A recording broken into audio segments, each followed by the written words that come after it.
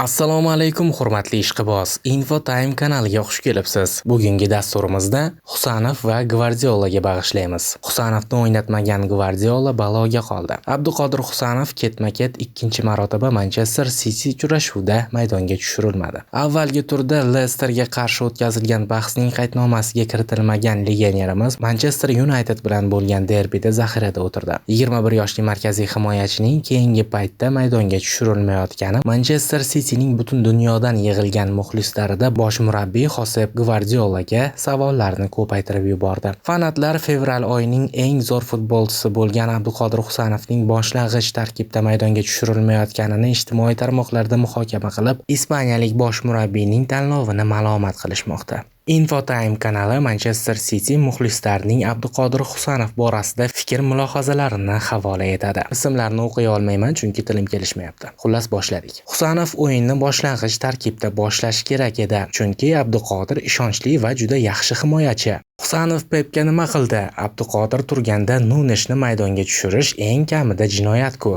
Orqa chiziqda pozitsiyani to'g'ri tanlay oladigan Husanov kerak. Doku, Nico Reis, Savinho, Husanov va Maketi boshlang'ich tarkibda bo'lishi kerak. Bernardo Silva, Gundogan, Kevin De Bruyne, Foden, Nunes va O'Reilly zaxiradan o'yinga qo'shilsa ham bo'laveradi. Pep o'z qarorlari bilan Chempionlar Ligasiga chiqishni istamasligini ko'rsatyapti shekilli. Gvardiola tanlagan tarkib bilan 13-o'rindagi jamoani ham yenga olmadik. Abduqodir Husanov yuqori sport formasini inobatga olib, aynan uni o'ynatish kerak edi. Nunes to'p tepgan uchrashuvda yuta olmadik.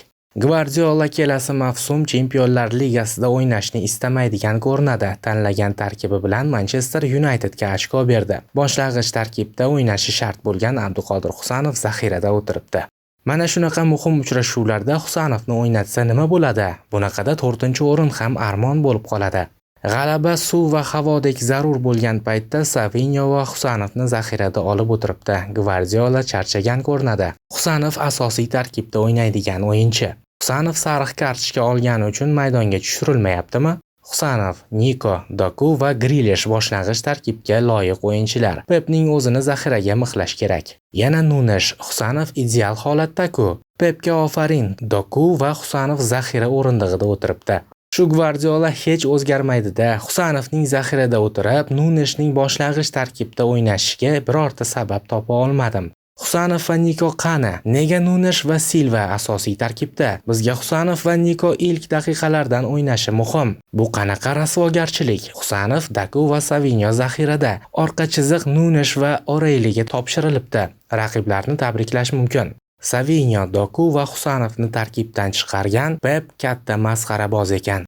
Boshlang'ich tarkibda har doim shu 4 o'yinchi Doku, Savinho, Nico va Husanov bo'lishi shart. Siz nima deb o'ylaysiz, qadrli ishqiboz? Fikringizni izohlar bo'limiga yozib qoldiring. Kanalimizga obuna bo'lishni va like bosishni unutmang.